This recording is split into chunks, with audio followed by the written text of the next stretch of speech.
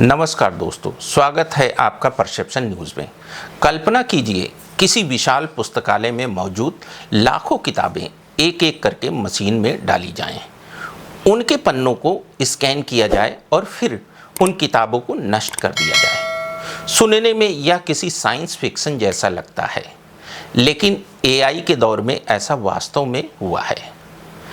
अमेरिकी AI company Anthropic ने अपने एआई मॉडल क्लाउड को प्रशिक्षित करने के लिए प्रोजेक्ट पनामा के तहत लाखों पुस्तकों को स्कैन किया और उनके मूल संस्करणों को नष्ट कर दिया।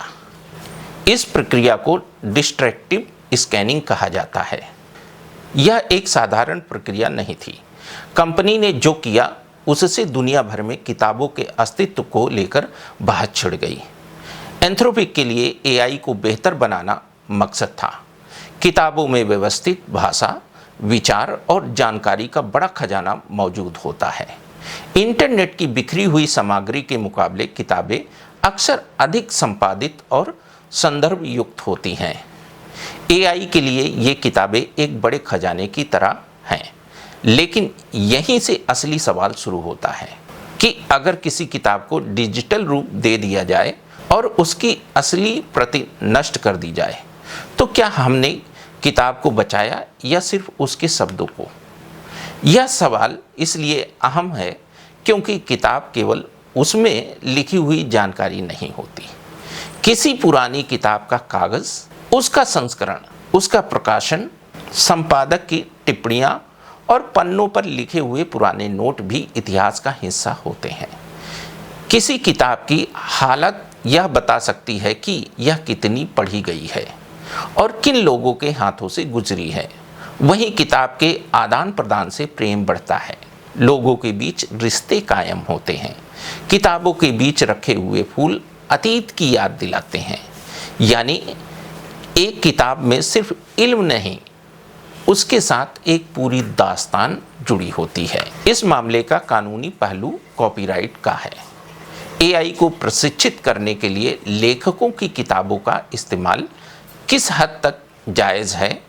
क्या किसी लेखक की मेहनत से तैयार की गई किताब को उसकी इजाज़त के बिना मशीन को सिखाने के लिए इस्तेमाल किया जा सकता है? एंथ्रोपिक के खिलाफ लेखकों ने अदालत का रुख किया। इस कानूनी विवाद ने एआई कंपनियों और लेखकों के बीच अधिकारों की बहस को और तेज कर दिया। 2026 में इस मामले के समाधान के लिए 1.5 अरब डॉलर के समझौते को मंजूरी दी गई, लेकिन इस पूरी कहानी को केवल अदालत और कॉपीराइट के दायरे में देखना भी कम होगा। असली सवाल भविष्य का है। कल्पना कीजिए कि आने वाले वर्षों में लाखों पुरानी किताबें स्कैन करके नष्ट कर दी जाती हैं। उनके डिजिटल संस्करण किसी निजी कंपनी के सर्वर पर सुरक्षित हैं। तब भविष्य का इतिहासकार क्या करेगा?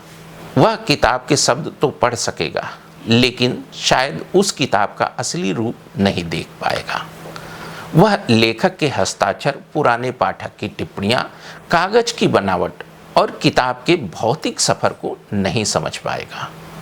इतिहास केवल लिखा हुआ शब्द नहीं होता। इतिहास उस दस्तावेज की मौजूदगी में भी छिपा होता है। इसके साथ डिजिटल नियंत्रण का सवाल भी जुड़ा है। अगर इंसानी ज्ञान का बड़ा हिस्सा कुछ निजी कंपनियों के डेटाबेस में जमा हो गया, तो आने वाली नस्लों के लिए ज्ञान तक पहुंचना आसान नहीं होगा।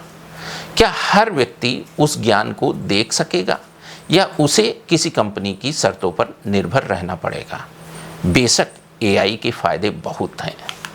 लाखों किताबों को डिजिटल बनाकर शोध आसान किया जा सकता है।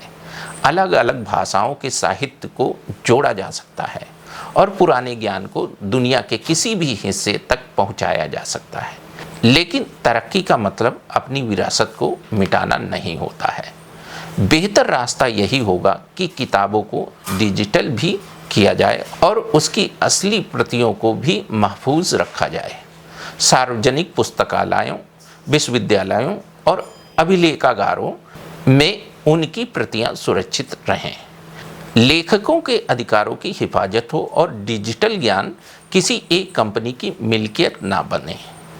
क्योंकि आज एआई किताबों से सीख रहा है, कल इतिहास हमसे सीखने की कोशिश करेगा और तब शायद सबसे बड़ा सवाल यही होगा कि हमने इंसानी इल्म को महफूज किया था या उसे मशीनों के लिए डिजिटल बनाते बनाते कारपोरेट जगत को सौंप दिया, जहां उसे वापस हासिल करने के लिए कीमत चुकानी पड़ेगी। दोस्तों, आज के वीडियो में बस इतना ही। ऐसे और वीडियो देखने के लिए बने रहें हमारे साथ। जय हिंद, जय भारत, वंदे मातरम।